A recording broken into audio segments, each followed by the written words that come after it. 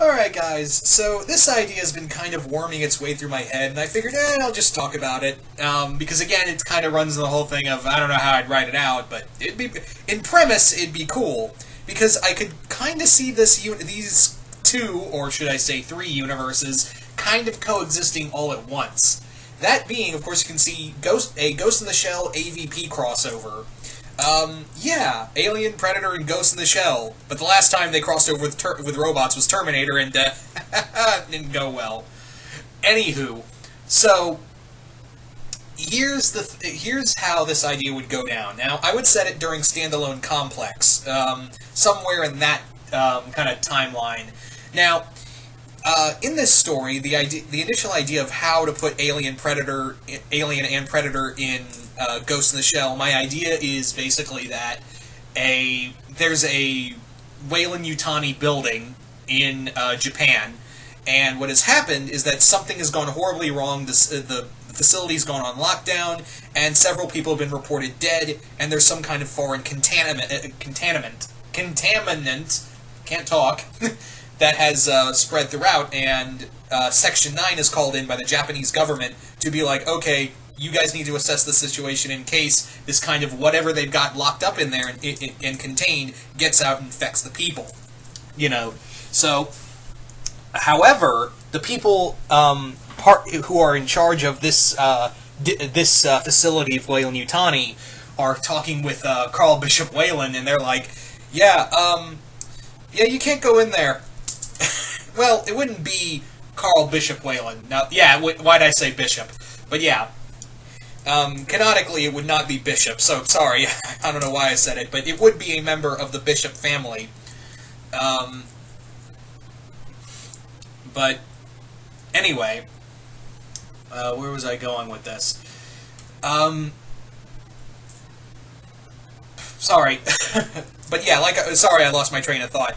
Anyway, so they discover that the Major as well as Bato discover that something, what they've been working on is that they found a downed Predator craft, and how it was brought down was that it accidentally crashed into a military satellite.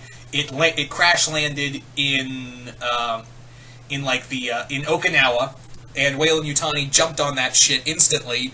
And while the Predator that was piloting the ship, as well as its crew, they were mostly all killed in the crash and in the impact onto Earth.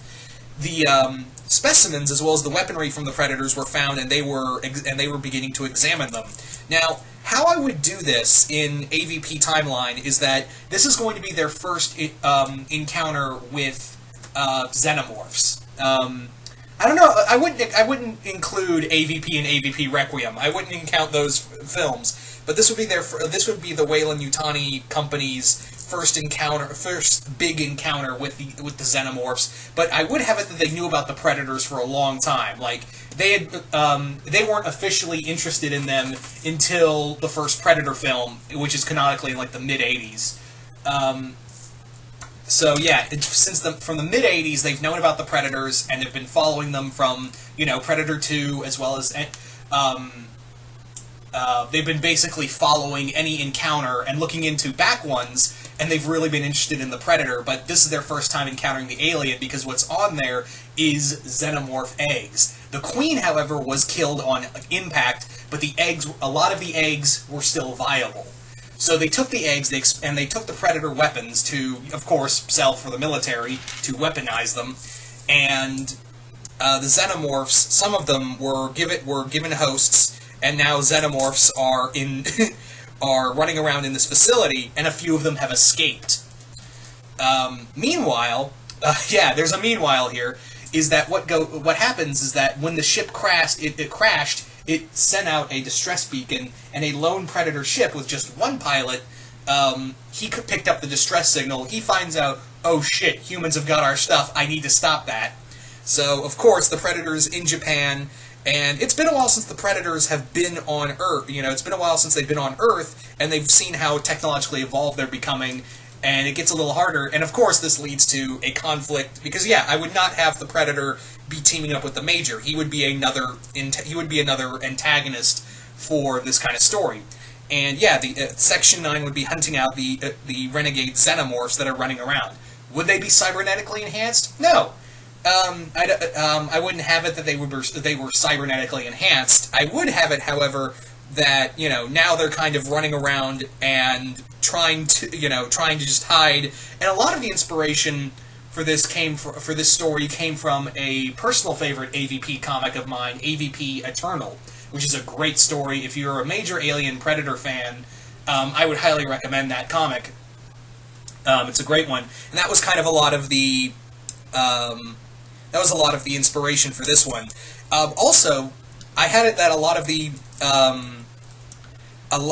the Predator technology is kind of like whenever the Major tries to like tap into it, it just has a backfire against her. Whenever, because it's so advanced, she can't tap into it, and it actually like causes like a backlash for her. So she can't tap it whenever she's fighting the Predator. She's got to think smart, and the Predator is like, okay, I don't know what you are, but I'm gonna hunt you.